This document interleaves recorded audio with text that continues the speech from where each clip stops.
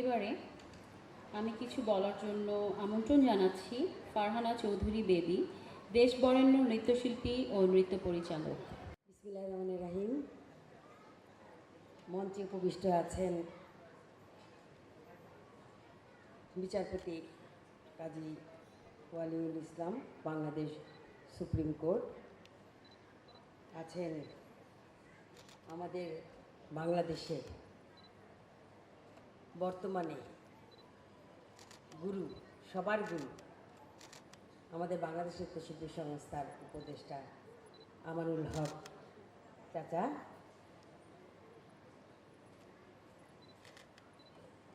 আরও আছেন জনাব নাসির ইসলাম বাবু, নাসির ইকবাল বাবু, নাসির ইকবাল জাদু, জনাব মোহাম্মদ মনিরুল আলম, আতিকুর রহমান উজ্জ্বল, নৃত্যময় সাধারণ সম্পাদক মোহাম্মদ আব্দুল আওয়াল বাবু। সবাইকে আসসালামু আলাইকুম। দর্শক সারিতে যারা আছেন সবার জন্য শুভকামনা রইল। আসলে আমরা যে শিল্পটা নিয়ে কাজ করি, নৃত্যশিল্প, এটা কিন্তু সব শিল্পের মাতা। কারণ নৃত্যশিল্প, এই নৃত্যটা যারা করে তাদের মধ্যে কিন্তু অভিনয় জানতে হবে, এক্সপ্রেশন, গানের সাথে মিলিয়ে তো আমরা নাচটা করি, তার মানে গানটাও আমাদের ভিতরে রপ্ত করতে হবে, সঙ্গীতটাকে নিতে হবে।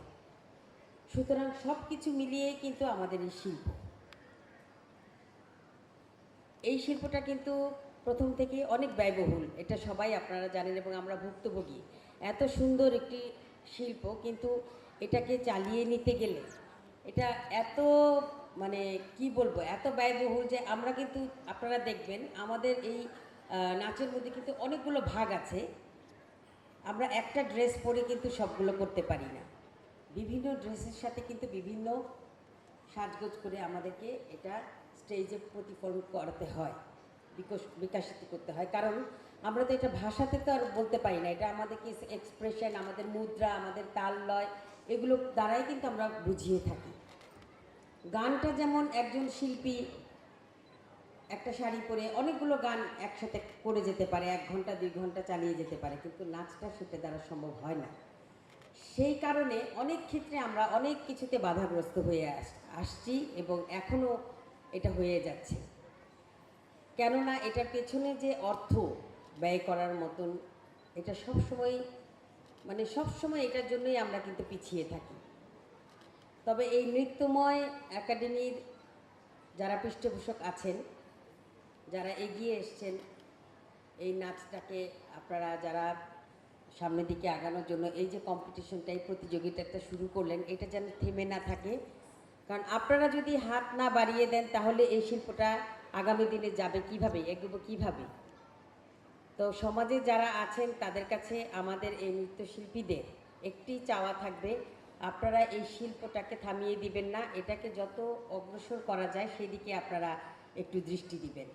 এবং আজকে আমাদের মাঝে আমাদের বাংলাদেশ সুপ্রিম কোর্টের বিচারপতি সাহেব আছেন, তার কাছেও আমাদের একটি আবেদন থাকবে যে এই শিল্পটাকে নিয়ে যেন সমাজের, ওনাদের তো অনেক পরিচিত লোক থাকে, অনেক পরিচিত ব্যক্তি আছেন, তাদেরকে যেন বলে যে আমাদের এই শিল্পটাকে কিভাবে সামনের দিকে এগিয়ে নেওয়া যায়, তারা যেন এই দিকটাতে একটু হাত বাড়ান। এছাড়া আমি বলবো, আজকে আমি নাচগুলো দেখছিলাম, অপূর্ব, এই যে ছোটো ছোটো বাচ্চাগুলো করছে, মানে কি বলবো, মানে দেখতেই কেমন যেন লাগছে, মনে হচ্ছে যে আমিও ফিরে যাই, সেই শৈশবে ফিরে গেলাম। তো আমি কিন্তু ছোটোবেলা থেকে কম্পিটিশন প্রতিযোগিতাটা খুব কম করেছি, শুধু স্কুল লাইফেই করেছি, বড় বড় কম্পিটিশনে অত বেশি যাইনি।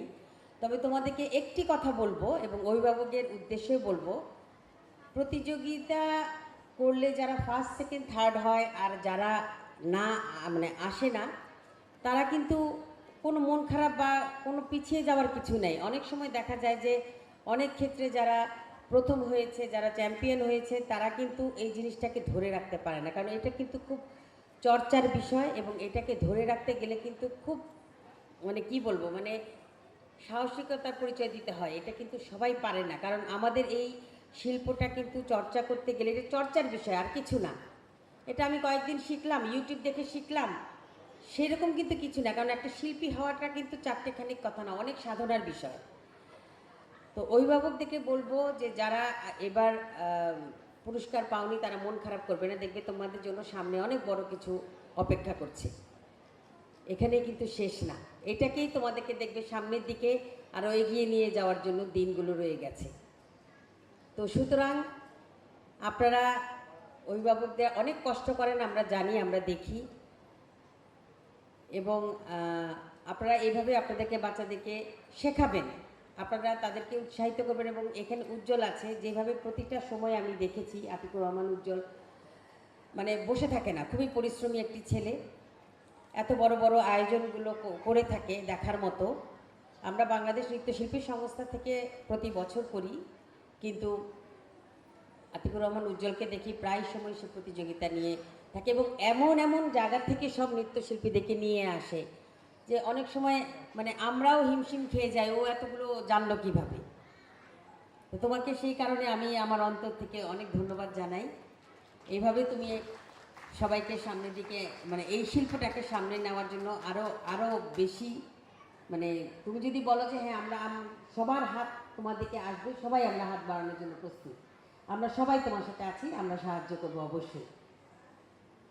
তো আজকে আর অত বেশি কথা বলবো না, কারণ অনেকে বলবেন, এরপরে অনেকগুলো নাচ করবে, তোমরা তোমাদের নাচ দেখার জন্য আমরা অধীর আগ্রহে বসে আছি। তবে একটি জিনিস আবারও আমি বলবো, তোমরা চর্চা করবে, শিখবে, শেখার কিন্তু কোনো শেষ নেই। আর আমাদের যে লোক সংস্কৃতি, এটাকে সামনের দিকে নিয়ে আসবে। আমি একটি কথা বলবো, আজকে এত বছর পরে এই যে নতুন করি একটি শিশুদের যে কম্পিটিশনটা, প্রতিযোগিতা প্রতি বছর আগে যেটা বাংলাদেশ টেলিভিশনে হতো, সেটা তো মাঝখানে বন্ধ হয়ে গিয়েছিল, এখন আবার এবছর থেকে শুরু হচ্ছে। কিন্তু আমরা হতাশ হলাম, এই নৃত্যের বিভাগটা দেখলাম মাত্র একটা বিভাগ। তো নৃত্যের বিভাগ একটা হবে কেন? এখানে দেখলাম লোকনৃত্যই নাই। তো এটা নিয়ে আমরা গেলাম তথ্য মন্ত্রণালয়ে, সচিব মহোদয় বরাবর আমরা চিঠি দিলাম, কিন্তু উনি বললেন এবার তাদের হাত একটু সংকুচিত, যেহেতু অর্থের একটি বিষয় আছে। তো এবার তারা সাধারণের মধ্যে সৃজনশীল লোকনৃত্য এটা করলেও তো এইভাবে তো আর প্রতিযোগিতা মানে বিচারকরা কি করবে, সাধারণ লোকনৃত্য একসঙ্গে তারা দিয়ে দিল, আর শাস্ত্রীয় নৃত্যটাকে আলাদা বিভাগ হিসেবে রাখলো। কিন্তু আমরা যখনই দেখেছি, যখনই আমরা বাংলাদেশকে তুলে ধরার জন্য বিদেশে বা কোনো রাষ্ট্রে আমরা সরকারিভাবে সফরে যাই, যদি আমরা শাস্ত্রীয় নৃত্য সেখানে করে থাকি, তাহলে কিন্তু তারা ইন্ডিকেট করে ইন্ডিয়ার দিকে, তারা বলে আর ইউ ইন্ডিয়ান। অনেক ক্ষেত্রে অনেক সময় আমরা দেখেছি, এটার মুখোমুখি হয়েছি। কিন্তু যখনই আমরা একটু ঢোল, একতারা, বাঁশি, আমাদের খঞ্জনি, করতাল এগুলো নিয়ে যখন আমরা নাচ করি সাপুরে, তখন তারা কিন্তু বুঝে ফেলে যে এটা বাংলাদেশ। তো সেক্ষেত্রে আমাদের এখানে লোকনৃত্যের কোনো কিছুই নেই। এই যে ঢাকা বিশ্ববিদ্যালয়, আমাদের এত বড় একটি ইউনিভার্সিটি, সেখানে লোকনৃত্যের উপরে কোনো বিভাগ নেই, এটা কেন? তো আমাদের সকল নৃত্যশিল্পীরাই আমরা এটা নিয়ে ফাইট করে যাচ্ছি এবং যাব। লোকনৃত্যকে আমরা চাইবো সামনের দিকে নিয়ে আসতে, কারণ এটা আমাদের কালচার, এটা আমাদের সৃষ্টি, এটাকে আসতেই হবে, এটাকে নিয়ে আসতেই হবে। কারণ বাংলাদেশের সৃষ্টি হচ্ছে মানে বাংলাদেশকে বোঝায় লোকনৃত্য, লোকজ সব, লোকনৃত্য, লোকগীতি, লোকসঙ্গীত, লোকজ সব কিছু নিয়েই কিন্তু আমাদের এই বাংলাদেশ। তো এটা থেকে তো আমরা পিছনে ফিরে আসতে বা যেতে পারি না, এটাকে নিয়ে আমরা ফাইট করে হোক, যেভাবে হোক। আমি সকলের কাছে আমার একটি অনুরোধ থাকবে, যদি কোনো দিন মনে করেন যে হ্যাঁ এটা নিয়ে আমাদেরকে নামতে হবে কোথাও রাস্তায় বা মানববন্ধন করতে হবে, আপনাদের কাছে হাত জোর করে আমরা সবাই আপনাদের সহযোগিতা কাম্য করব। সবাই ভালো থাকবেন, এবং এই নাচটাকে কীভাবে সামনের দিকে এগিয়ে নেওয়া যায় সেই দিকে আমরাও বসবো, আপনারাও আমাদেরকে আরও নতুন নতুন চিন্তাভাবনা করার জন্য আরও অনেক সুন্দর সুন্দর জিনিস সামনের দিকে প্রস্তাব দিবেন, আমরা সেটা সাদরে আমন্ত্রণ করব। ধন্যবাদ সবাইকে, ভালো থাকবেন।